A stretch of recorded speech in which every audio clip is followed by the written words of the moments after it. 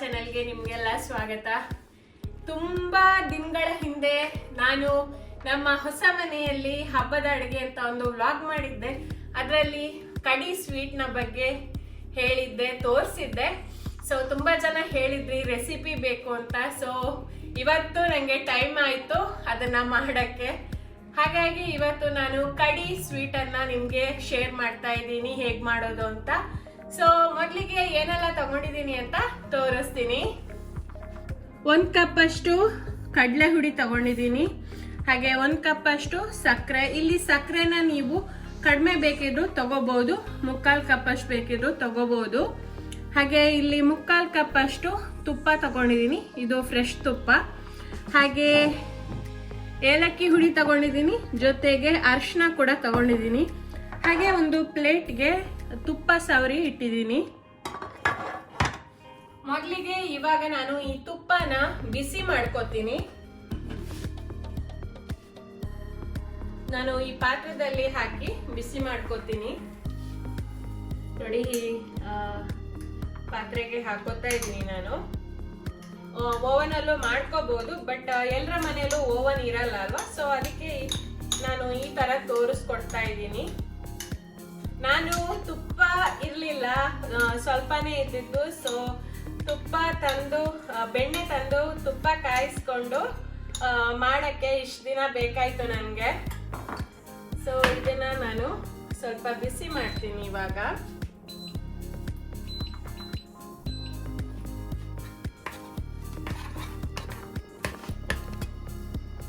ನೋಡಿ, ಅಷ್ಟು ಮರಳಾದ ತುಪ್ಪ ನೋಡಿ. ಅಷ್ಟು ಇದು ನೀರಾದ್ರೆ ಸಾಕು, ತುಂಬಾ ಬಿಸಿ ಏನ್ ಬೇಡ. ನೋಡಿ, ಇದು ಬಿಸಿ ಆಯ್ತಲ್ವಾ. ಇವಾಗ ಇದಕ್ಕೆ ಈ ಕಡಲೆ ಹುಡಿನ ಹಾಕೋತಾ ಇದ್ದೀನಿ ನಾನು. ಕಡಿ ಸ್ವೀಟ್ ನಿಮ್ಗೆ ಮೈಸೂರ್ ಪಾಕಿದ್ದು ತಮ್ಮ ಅಂತ ಹೇಳ್ಬಹುದು ಅಥವಾ ತಂಗಿ ಅಂತ ಹೇಳ್ಬಹುದು. ಯಾಕಂದ್ರೆ ಮೈಸೂರ್ ಪಾಕ್ ತರಾನೇ ಮಾಡುವಂಥದ್ದು, ಅದಕ್ಕೆ ತಗೊಳ್ಳುವಂತ ಐಟಮೇ ತಗೊಳ್ಳೋದು. ಸೊ ಇವಾಗ ನಾನು ಇದನ್ನ ಚೆನ್ನಾಗಿ ಮಿಕ್ಸ್ ಮಾಡ್ತಾ ಇದ್ದೀನಿ.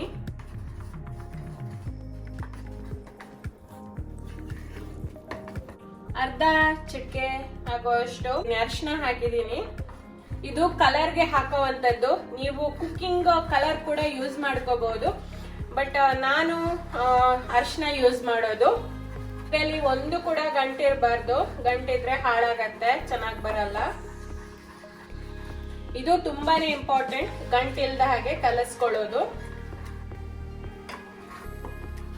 ಫುಲ್ ಚೆನ್ನಾಗಿ ಕಲಸ್ಕೊಂಡಿದ್ದೀನಿ ನಾನು. ಇವಾಗ ನಾನು ಸ್ಟವ್ ಆನ್ ಮಾಡ್ತಾ ಇದ್ದೀನಿ, ಬಾಣಲೆ ಇಟ್ಟಿದ್ದೀನಿ. ಹಾಗೆ ಅದಕ್ಕೆ ಸಕ್ಕರೆ ಹಾಕ್ತಾ ಇದ್ದೀನಿ. ನಾನು ಆಲ್ರೆಡಿ ಹೇಳಿದ್ದೆ ಹೊಸ ಮನೆಗೆ ಬಂದ ಮೇಲೆ ನಾನು ಬ್ರೌನ್ ಶುಗರ್ ಯೂಸ್ ಮಾಡೋದು ಅಂತ, ಬಟ್ ಈ ಸ್ವೀಟ್ ನಿಮ್ಗೆ ಮಾಡಿ ತೋರಿಸ್ಬೇಕಿತ್ತು, ಅದಕ್ಕೋಸ್ಕರ ವೈಟ್ ಶುಗರ್ ತಂದಿದ್ದೀನಿ. ಇವಾಗ ಒಂದು ಅರ್ಧ ಕಪ್ ಆಗೋಷ್ಟು ನೀರು ಹಾಕ್ತಾ ಇದ್ದೀನಿ. ಜಸ್ಟ್ ಈ ಸಕ್ಕರೆ ಕರಗೋ ಅಷ್ಟು ನೀರು ಹಾಕಿದ್ರೆ ಸಾಕು, ತುಂಬಾ ಬೇಕಾಗಲ್ಲ. ಮೀಡಿಯಂ ಫ್ಲೇಮಲ್ಲಿ ಇಟ್ಟಿದ್ದೀನಿ ಉರಿನ. ಸಕ್ಕರೆ ಕರಗಕ್ಕೆ ಚೆನ್ನಾಗಿ ಮಿಕ್ಸ್ ಮಾಡ್ತಾ ಇದ್ದೀನಿ ಇವಾಗ ನಾನು. ಇವಾಗ ಸಕ್ಕರೆ ಕರಗ್ತಾ ಇದೆ. ಉರಿನ ಸ್ವಲ್ಪ ಜಾಸ್ತಿ ಇಟ್ಟಿದ್ದೀನಿ. ಉರಿನ ನಾವು ಮತ್ತೆ ಸ್ವಲ್ಪ ಕಡಿಮೆ ಮಾಡ್ಕೋಬೇಕಾಗತ್ತೆ, ಇಲ್ಲಾಂದ್ರೆ ಈ ಹಿಟ್ಟು ಹಾಕಿದ್ಮೇಲೆ ಕಷ್ಟ ಆಗತ್ತೆ, ಹೊತ್ಕೊಂಡು ಉರಿಯತ್ತೆ, ಅದು ಕೆಂಪಾಗತ್ತೆ. ಅದಕ್ಕೋಸ್ಕರ ಉರಿನ ಕಡಿಮೆ ಮಾಡ್ಬೇಕಾಗತ್ತೆ. ಸೊ ಇವಾಗ ಇಲ್ಲಿ ಸಕ್ಕರೆ ಫುಲ್ ಕರಗಿದೆ. ಇದು ಇನ್ನು ಒಂದೆಳೆ ಪಾಕ ಬರಬೇಕು. ನಾನು ತೋರಿಸ್ತೀನಿ, ನಿಮ್ಗೆ ಗೊತ್ತಿರ್ಬೋದು ಒಂದೆಳೆ ಪಾಕ ಹೇಗ್ ನೋಡೋದು ಅಂತ. ಸುಲಭ. ಈ ತರ ಸ್ವಲ್ಪ ತೆಗೆದು ಕೈಯಲ್ಲಿ ಈ ತರ ನೋಡಿದ್ರೆ ಆಯ್ತು. ಇದು ಇನ್ನ ಆಗಿಲ್ಲ, ಬಂತು.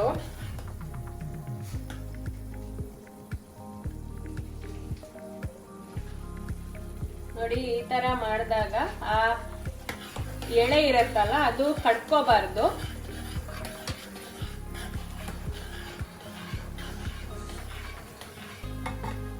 ಒಂದು 1 ನಿಮಿಷದಲ್ಲಿ ಆಗತ್ತೆ. ನೋಡಿ, ಆಯ್ತು. ಇದು ನಿಮ್ಗೆ ಕಾಣ್ತಾ ಇರ್ಬೋದು ಅಂತ ಅನ್ಕೊಂಡಿದ್ದೀನಿ ನಾನು. ಇವಾಗ ಹಿಟ್ಟಿದೆಯಲ್ಲ ಇದನ್ನ ಹಾಕ್ತಾ ಇದ್ದೀನಿ ನಾನು. ಮಿಕ್ಸ್ ಮಾಡ್ತಾ ಇದ್ದೀನಿ ಹಾಕೊಂಡು.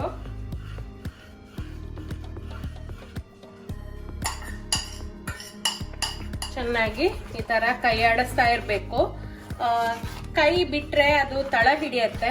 ಸೊ ಅದಕ್ಕೋಸ್ಕರ ಚೆನ್ನಾಗಿ ಈ ತರ ಕೈ ಆಡಿಸ್ತಾ ಇರ್ಬೇಕಿನ್ನು.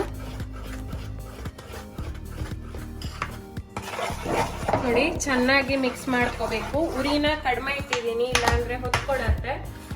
ಸೊ ಈ ಹಂತದಲ್ಲಿ ನಾನು ಇದಕ್ಕೆ ಏಲಕ್ಕಿ ಹಾಕ್ತಾ ಇದ್ದೀನಿ. ಇಲ್ಲಿ ನಾನು ಕೈ ಬಿಡದೆ ಚೆನ್ನಾಗಿ ಮಿಕ್ಸ್ ಮಾಡ್ತಾ ಇದ್ದೀನಿ. ಇದು ಇವಾಗ ಒಂದು 2-3 ನಿಮಿಷದಲ್ಲಿ ರೆಡಿ ಆಗುತ್ತೆ. ನೋಡಿ ನಿಮಗೆ ಕಾಣ್ತಾ ಇರ್ಬೋದು, ಉಬ್ಬಿ ಉಬ್ಬಿ ಬರ್ತಾ ಇದೆ.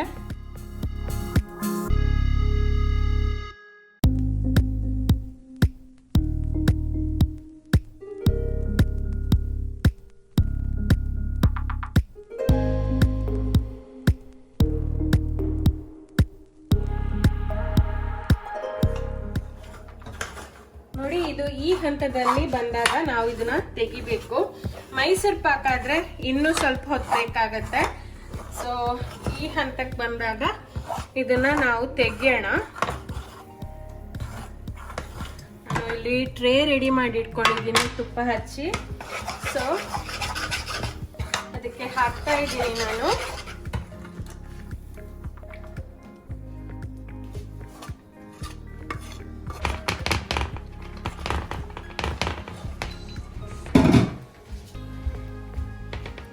ನೋಡಿ ಇದು ಈ ತರ ಆಗಿದೆ. ಇವಾಗ ನೋಡಿ ಕಡಿ ರೆಡಿ ಆಯ್ತು. ಆದ್ರೆ ಇದೊಂದು ಅರ್ಧ ಗಂಟೆ ಆದ್ಮೇಲೆ ನಾನು ಇದನ್ನ ಕಟ್ ಮಾಡ್ತೀನಿ, ಇವಾಗ್ಲೇ ಮಾಡಬಾರ್ದು. ಸೊ ಸಿಂಪಲ್ ಇದು ಮಾಡೋದು, ಮೈಸೂರು ಪಾಕ್ ತರಾನೇ. ಬಟ್ ಮೈಸೂರು ಪಾಕ್ ಅಂತ ಸ್ವಲ್ಪ ಬೇಗ ತೆಗಿಬೇಕು. ಹಾಗೆ ಒಂಚೂರು ಅದರ ಮಿಕ್ಸಿಂಗ್ ಪ್ರೊಸೀಜರ್ ಸ್ವಲ್ಪ ಚೇಂಜ್ ಅಷ್ಟೇ.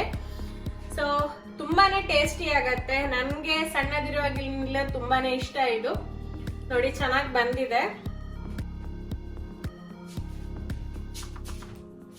ಇವಾಗ 20 ನಿಮಿಷ ಆಯ್ತು. ನೋಡಿ ನೋಡ್ಬೋದು ನೀವು ಇವಾಗ.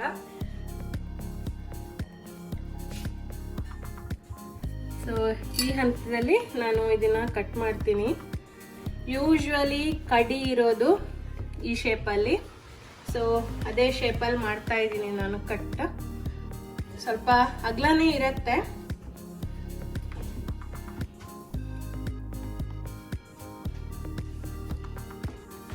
ಸ್ಕ್ವೇರ್ ಅಲ್ಲಿ ಇರೋದಿದು.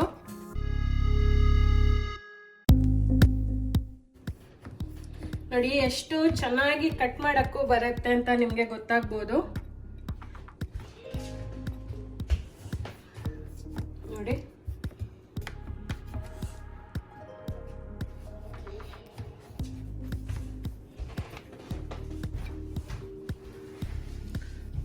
ನೋಡಿ ಸೊ ತುಂಬಾ ಸಿಂಪಲ್ ಆಗಿ ಮಾಡುವಂತಹ ಸ್ವೀಟ್ ಇದು.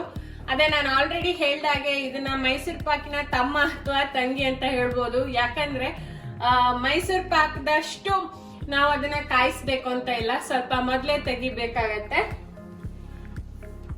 ಇದರ ಪೀಸ್ ಆದ್ಮೇಲೆ ನಾನು ತೋರಿಸ್ತೀನಿ ನಿಮ್ಗೆ. ಚೆನ್ನಾಗಿ ಕಟ್ ಮಾಡಕ್ಕೂ ಬರುತ್ತೆ, ಹಾಗೆ ತುಂಬಾನೇ ಸಾಫ್ಟ್ ಆಗಿರುತ್ತೆ. ನೋಡಿ ಒಂದು ಅರ್ಧ ಗಂಟೆ ಬಿಟ್ಟ ಮೇಲೆ ಅದನ್ನ ಪ್ಲೇಟ್ ಇಂದ ತೆಗ್ದೆ ನಾನು. ತುಂಬಾ ಚೆನ್ನಾಗಿ ಬಂದಿದೆ. ಈಶ್ವರ್ಗೂ ಆರ್ಯನ್ಗೂ ತುಂಬಾನೇ ಇಷ್ಟ ಆಯ್ತು.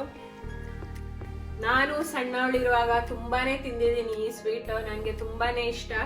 ಅಪ್ಪ ಯಾವಾಗ್ಲೂ ತರ್ತಾ ಇದ್ರು ಈ ಸ್ವೀಟ್ ಅನ್ನ. ಸೊ ಈ ತರ ಇರೋಂಥದ್ದು ನೀವು ಸ್ವಲ್ಪ ತೆಳ್ಳಗೆ ಬೇಕಿದ್ರು ಮಾಡ್ಕೋಬಹುದು. ಅಂದ್ರೆ ಸ್ವಲ್ಪ ದೊಡ್ಡ ಟ್ರೇನಲ್ಲಿ ಹಾಕೊಂಡು ಅದನ್ನ ಸ್ವಲ್ಪ ತೆಳ್ಳಗೆ ಕೂಡ ಮಾಡ್ಬೋದು.